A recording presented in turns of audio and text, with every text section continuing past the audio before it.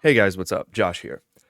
And today I have a question for you that really relates to how I used to feel. So the question is, do you look at where your heroes are and hate that you're not there?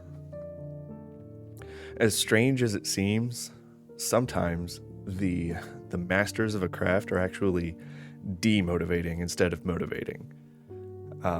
So maybe looking at your masters or your heroes, you might feel like you've been following the wrong path, and maybe it's time to pick up something new or give up. I mean, I've actually been in all of these places. Like I used to joke with my coworkers. It was a running joke whenever we saw some great art that I should just cut my hands off because I couldn't live up to these ideals. Or when another artist produced something so mind-blowing that it really made me feel like it was pointless to even start. And I think this is a really easy trap to fall into, especially as an artist in the visually saturated candy culture we found ourselves in, especially on Instagram. I mean, social media kind of sucks for that. Social media kind of sucks for artist motivation if you look at it the wrong way. Because here's the deal. Your ideal, that perfection is always going to be a moving target. When you get better, your goals get higher. So when you're satisfied with a piece of art, someone else is going to make something better, which fills you with this overwhelming sense of dread because it's terrifying to share your work with the world. And when there's something so amazing out there, I mean, why would you put your work out there so it can be compared to stuff that's in your eyes so much better? Personally, I've found myself asking this question a lot in the past. And I've found myself being really embarrassed by old shit that's still floating around on the internet. Hell, some of my recent videos feature some recordings of pieces that I'm not so proud of. I mean, one piece in particular that I recently published is a piece that I gave up on because I felt like the more I worked on it, the worse it got. But I shared it anyway because I'm really tired of measuring my skill against someone else's ruler. So who cares if it's not quite as good as like Peter Moorbacher or Loish? I mean, my goal is a little bit different. And yeah, I do have goals. My goals provide me with a real direction that I'm excited to pursue. My goals are an ideal, but I don't measure myself against my goals either. So what's left? That's the real question, I think. So how can you pursue improvement without measuring yourself against the ideals that you're after, whether they're in your head or they're compared to some other master's work? So I actually sort of mentioned this in passing earlier about being embarrassed about some of my earlier work and even some of my recent work. This means early art, early tattoos, early writing, early videos. There's a lot of embarrassment involved in growth. But growth is how I try to measure myself. I try to look at where I am compared to where I was, not compared to where I want to be. I try to measure against where I was, and that makes me feel really accomplished. And more importantly, it motivates me to do more and grow more. Now, don't get me wrong.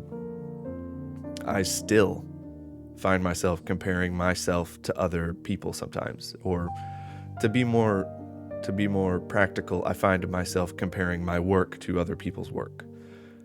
And, sometimes I do feel like cutting my hands off every once in a while. It really depends on the day. So some days I feel like I need to hustle and learn more to build more skills, but I don't like that feeling. So other days I look at what I've accomplished and the life that I've built, and I'm blown away that I was able to do it.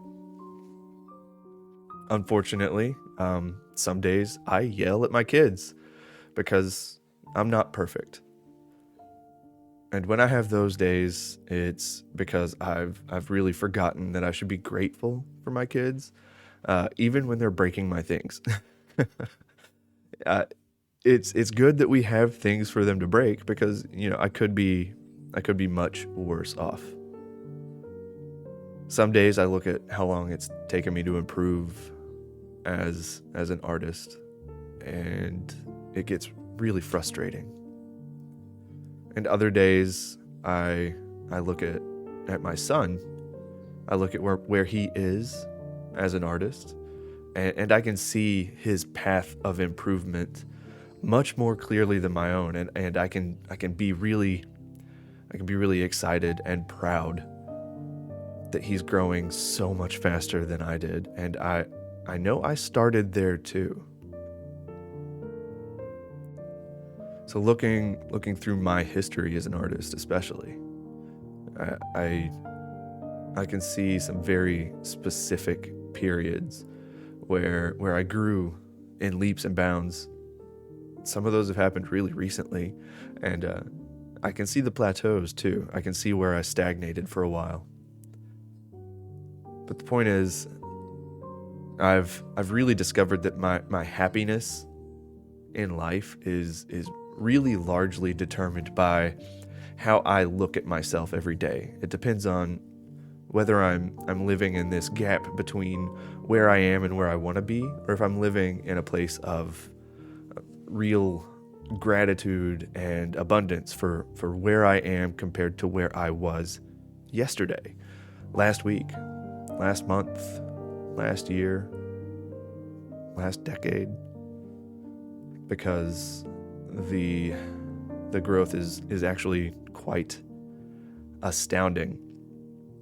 But to keep track of it all, that means I do need to keep a record, which I'm notoriously bad at on my own, which is why I share these videos to YouTube. That's why I share my sketches on my website semi-regularly. And that's why I have a shelf full of sketchbooks that I can look back at when I'm feeling really frustrated with a project that I'm working on.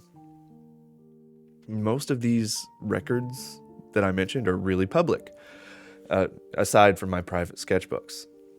The public-facing record is how I stay somewhat accountable for keeping a record, but it's not necessary if you wanted to start keeping track. Just pick a place to collect all of your art, all of your writing, whatever your practice is. Maybe that's a folder on your computer that you back up regularly because you should. Or maybe it's in a box in the closet. It doesn't really matter, as long as you have some sort of record, because that record is how you're going to prove to yourself that you're getting better. Yeah, I mean, it's still valuable to set goals and to have heroes, but don't compare yourself to either of those types of ideal. Use them as inspiration, as proof of what's possible, and use them as teachers. Decide which skills you want to develop, and then find mentors and set goals to develop those skills. And then measure your progress against that starting point, not the finish line that keeps moving further and further away. So I really hope that this message finds at least one artist who needs to hear it. And once you give it some thought, I'd love it if you left a comment sharing some of your successes, some of your wins. And if you found this video helpful, make sure you like, subscribe, and do all of that fun stuff. So on that note, I wish you well, and until next time, keep drawing, painting, writing, singing, or dancing your heart out, and we'll talk soon.